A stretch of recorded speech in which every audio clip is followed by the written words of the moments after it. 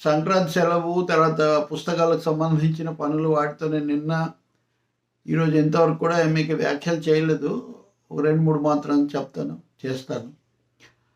ముఖ్యమంత్రి చంద్రబాబు నాయుడు బెయిల్ రద్దు చేయాలని చెప్పి వేసినటువంటి పిటిషన్ను సుప్రీంకోర్టు కొట్టివేసింది. సో చంద్రబాబు నాయుడుకు బిగ్ రిలీఫ్ ఇలాంటి హెడ్డింగ్స్ పెట్టారు. ఓకే, బెయిల్ రద్దు చేయాలి అనే పిటిషన్ కొట్టేసినప్పుడు బెయిల్లో కొనసాగవచ్చు కాబట్టి అది రిలీఫే, ఉపశమనమే. కానీ అదే సమయంలో కేసుకు సంబంధించిన మౌలికమైన తీర్పు అయితే అది కాదు. కేసులో ఎఫ్ఐఆర్ దాఖలు చేయడం అయిపోయింది కాబట్టి ఇంకా విచారించాల్సిన అవసరం లేదు అన్న పద్ధతి అనే అంశం మీద ఈ తీర్పు.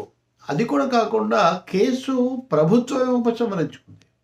బెయిల్ రద్దు చేయాలని పిటిషన్ వేసినప్పుడు జగన్మోహన్ రెడ్డి ముఖ్యమంత్రిగా ఉన్నాడు, ఇప్పుడు చంద్రబాబు నాయుడే ముఖ్యమంత్రిగా ఉన్నాడు. కాబట్టి ఈ ప్రభుత్వమే మేమేమి దానికి కోరుకోవట్లేదని వాళ్ళు చెప్పిన తర్వాత దాన్ని కొట్టేయడం సహజమే. ఇంకా అందులో రెండు అభిప్రాయం ఏం లేదు. కానీ అదే సమయంలో మీరు విచారణకు సహకరించాలి, దర్యాప్తుకు సహకరించాలని కూడా సుప్రీంకోర్టు చెప్పింది. నేను దాన్ని మెరిట్స్ డిమెరిట్స్లోకి పోవటం లేదు. కానీ సుప్రీంకోర్టులో కేసు విచారణ అయితే కొనసాగుతుంది. అది వేగంగా చేస్తారా గట్టిగా చేస్తారంటే సహజంగా ఆయన ప్రభుత్వం ఆయన మీద ఎంత చేస్తుంది, ఏ ప్రభుత్వం అయినా అంతే కదా. పైగా నాకు అందిన సమాచారం ఇటు పోలీసుల వర్గాలు, కీలకమైన పోలీస్ వర్గాల నుంచి, అటు గత ప్రభుత్వంలో కీలకమైన మంత్రులుగా ఉన్న వాళ్ళు చెప్పేది ఏంటంటే ఈ కేసు స్కిల్ స్కాము, కుంభకోణము, ఆరోపణలు, అవినీతి ఇట్లాంటివి నిజం అయినప్పటికీ చంద్రబాబు నాయుడు ప్రత్యక్ష భాగస్వామి అని చెప్పడానికి ఆధారం లేదు. ఆధారంగా తీసుకున్నది ఒకటి మాజీ ఐఏఎస్ అధికారి పివి రమేష్ వాంగ్మూలం కాగా, ఆయన కూడా తర్వాత దాన్ని కొంత మార్చుకున్నారు. రెండోది అందులో కూడా ఆయన ఏం సూటిగా చెప్పింది లేదు అని. కాబట్టి చంద్రబాబు నాయుడుకు రిలీఫే. కానీ కేసు అనేది మటుకు ఇంకా ఎప్పుడైనా ఎంతకాలం సాగుతుంది అన్నదైతే చూడాలి. రెండోది కేటీఆర్, తెలంగాణ మాజీ మంత్రి, బీఆర్ఎస్ వర్కింగ్ ప్రెసిడెంట్ కేటీఆర్ ఈ ఫార్ములా రేసుకు సంబంధించి నిబంధనలకు విరుద్ధంగా, అనుమతి లేకుండా, కేబినెట్ తీర్మానం లేకుండా 50 కోట్ల పైన విదేశాలకు ఆ సంబంధిత కంపెనీకి బదలాయించటం మీద ఏసీబీ కేసు నమోదు చేసింది. దీని మీద జరిగిన దుమారం మనకు తెలుసు, ఆయన ప్రతి సవాళ్ళు తెలుసు.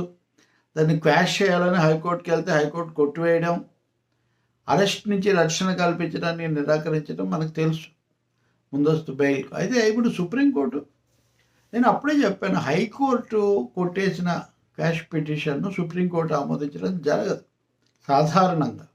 నేను అతి బలమైన కారణాలు ఉంటే తప్ప. ఇక్కడ నా బదిలీ జరిగింది అన్న విషయం కేటీఆర్ ఒప్పుకుంటున్నప్పుడు, నాదే బాధ్యత అని అంటున్నప్పుడు, బదిలీ నిజమైనప్పుడు, దానివల్ల ఆర్థికంగా కూడా నష్టం జరిగినప్పుడు దాని మీద దర్యాప్తు జరపాలి. దర్యాప్తు కోసం అవసరమైతే అరెస్ట్ చేయాలి అన్నది ఒక ప్రాథమిక సూత్రం.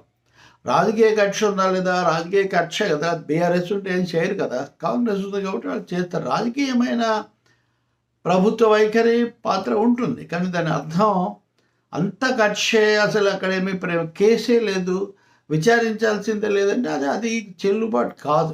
అందుకని సుప్రీంకోర్టు బలంగానే క్వాష్ పిటిషన్ కొట్టేసి ముందు నిజాలు తేలనివ్వండి అన్నారు. చాలా సందర్భాల్లో హైకోర్టులు, ఇంకా ట్రయల్ కోర్టుల దగ్గర కూడా వీటిని వాళ్ళు చెప్పింది కానివ్వండి అని అంటూ ఉంటారు. సుప్రీంకోర్టు ఇలా చెప్తుందన్నది ఊహించిందే. కానీ కేటీఆర్ ముందస్తు బెయిల్ కోరడం కాకుండా అసలు కేసు మొత్తంగా కొట్టేస్తే అయిపోతుంది కదా. ఇదే చంద్రబాబు విషయంలో కూడా జరిగింది. స్కిల్ కేసులో కూడా వాళ్ళు కేసే నిలబడదు, కేసే తప్పు అని సాంకేతిక కారణాల మీద 17A కింద అనుమతి లేదు అన్న అంశం మీద వాళ్ళు సాగించారు. అది చెల్లుతుందా లేదా అనేది సుప్రీంకోర్టు పెండింగ్లో పెట్టింది, ఇప్పటికి కూడా చెప్పలేదు. కాబట్టి చంద్రబాబు మీద కేసు నిలుస్తుందా లేదా అన్నది ఇంకా తేలలేదు ఈరోజు వచ్చిన దాంట్లో. అదే కేటీఆర్ విషయానికి వచ్చేసరికి 17A కింద గవర్నర్ అనుమతి తీసుకుని మరి వీళ్ళు ప్రొసీడ్ అయ్యారు. కాబట్టి గవర్నర్ కూడా అనుమతి ఇచ్చిన తర్వాత ఈడీ కూడా రంగప్రవేశం చేసింది. ఈడీ అంటే కేంద్ర ప్రభుత్వమే కదా. కాబట్టి కేటీఆర్కు ఈ కేసు బలమైన ఉచ్చు లాంటిది. దీన్నే అవకాశంగా మలుచుకోవాలి, దీని మీద ప్రచారం చేయాలి, విక్టిమ్హుడ్ క్లెయిమ్ చేయాలి, ఇలాంటి ఆలోచనలు బీఆర్ఎస్కి ఉండడంలో ఆశ్చర్యమేం లేదు. కానీ చాలా కేసుల్లో లాగా కాకుండా ఇక్కడ ప్రత్యక్షంగా ఈ మాజీ మంత్రి పాత్ర, ఆదేశాలు, ఆయన ఒప్పుకోలు ఇవన్నీ ఉన్నాయి కాబట్టి ఇది ఎలా జరుగుతుంది చూడాలి. ఈ రెండింటి అంతా తీవ్రమైనది, ఈ కోవకు చెందింది కాదు. కానీ ఏపీ మాజీ ముఖ్యమంత్రి జగన్మోహన్ రెడ్డి లండన్ పర్యటనకు హైకోర్టు 2-3 రోజుల కిందట అనుమతి ఇవ్వటం కూడా, ప్రతిసారి జగన్కు లేదా ఎంపీ విజయసాయి రెడ్డికి అనుమతి వస్తుందా లేదా, ఇది నడుస్తూనే ఉంటుంది. కోర్టులో కేసులు, రకరకాల ప్రయత్నాలు, రావని కథనాలు, ఇలాంటివన్నీ. కానీ ఒకసారి బెయిల్ అంటూ ఇచ్చిన తర్వాత ఆంక్షలు అవి లేకుండా ఇంకా విదేశాలకు వెళ్లకుండా ఎందుకు ఆపుతారు? దానికి ఒక కారణం ఉంటే, ఇప్పుడు అదే మీరు హీరో అల్లు అర్జున్ విషయంలో కూడా చూస్తారు. బెయిల్ షరతులను కూడా నాంపల్లి కోర్టు సడలించింది, విదేశాలకు వెళ్ళడానికి కూడా అనుమతి ఇచ్చింది. వారం మీరు వచ్చి కోర్టులో, పోలీస్ స్టేషన్లో సంతకం చేయాలన్న నిబంధనను కూడా సడలించింది. వస్తే మరిన్ని సమస్యలు వస్తాయని, తొక్కిసలాట లాంటి సమస్యలు. కాబట్టి ఈ కేసులు, హాజరు, కోర్టుల వైఖరి అన్నది వాస్తవిక పరిస్థితి మీద, నిబంధనల మీద, మూడవది కేసులో ముందుకు తెచ్చే వాదనల మీద ఆధారపడి ఉంటుంది. ఈ కేసులు ఈ ముగ్గురికి, చంద్రబాబుకు, కేటీఆర్కు, జగన్మోహన్ రెడ్డికి కూడా విచారణలు కొనసాగుతాయి. అల్లు అర్జున్ కూడా మాటకు వస్తాయి.